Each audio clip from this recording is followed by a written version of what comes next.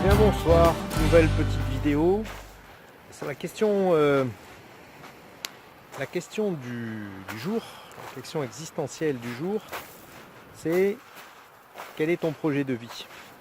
Qu'est-ce que vous avez envie d'accomplir, que vous avez toujours rêvé d'accomplir et que vous n'avez pas encore réussi à accomplir?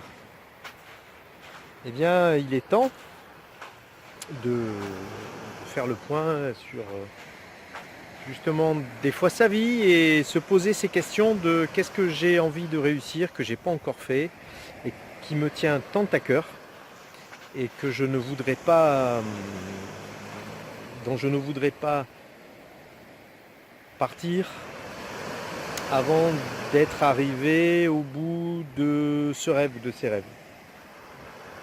Donc je vous invite à réfléchir à ces questions-là. On a tendance parfois à oublier l'essentiel et se consacrer au superflu. Alors qu'en fait l'essentiel c'est qu'est-ce que j'ai envie de faire de ma vie et qu'est-ce que j'ai envie de réaliser dans ma vie. Et ça c'est l'important. Faut pas l'oublier.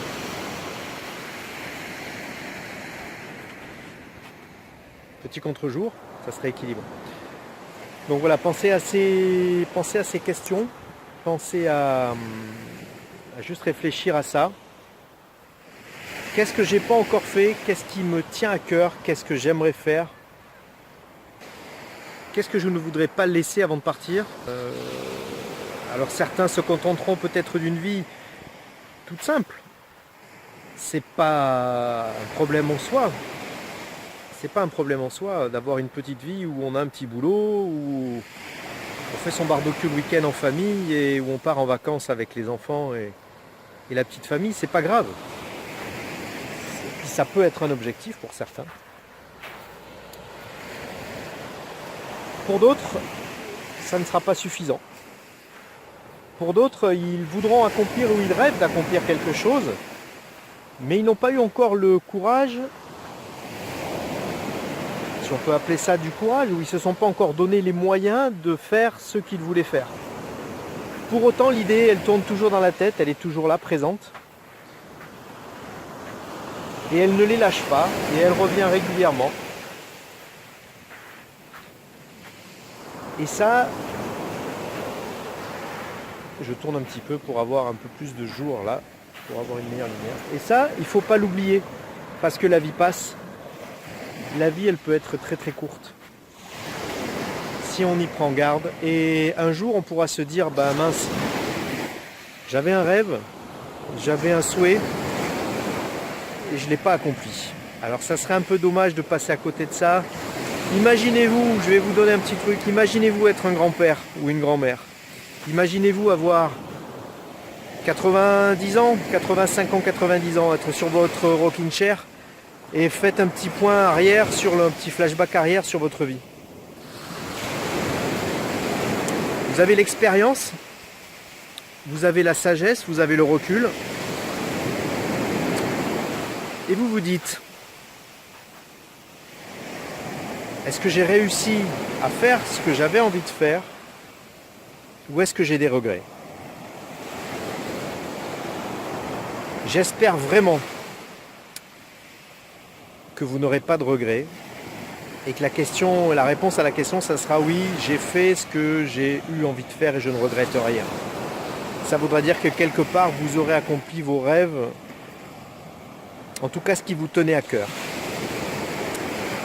Si par malheur, vous vous dites j'aurais dû avoir plus d'audace, j'aurais dû avoir plus de courage, j'aurais dû choisir ce chemin, j'aurais pas dû choisir le confort et la sécurité parce que finalement, oui, je suis arrivé au bout, oui, j'ai eu suffisamment pour vivre, oui, j'ai suffisamment d'argent de côté pour me payer une maison de retraite ou pour me payer ce qu'il faut pour finir ma vie.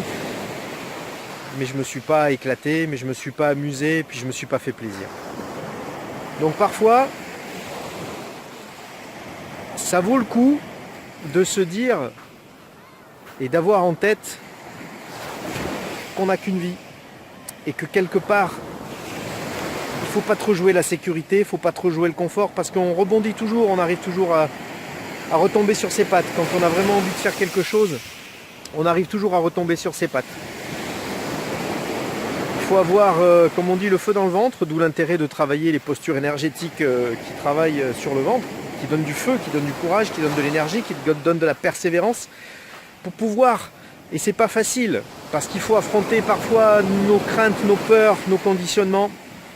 Il faut affronter notre famille qui voit pas du même œil notre rêve, qui lui est totalement personnel, alors qu'ils voient plutôt le côté sécurité, mais ils ne voient pas le plaisir qu'on a à vivre cette vie-là, ils ne voient pas les choses comme nous on le vit de l'intérieur.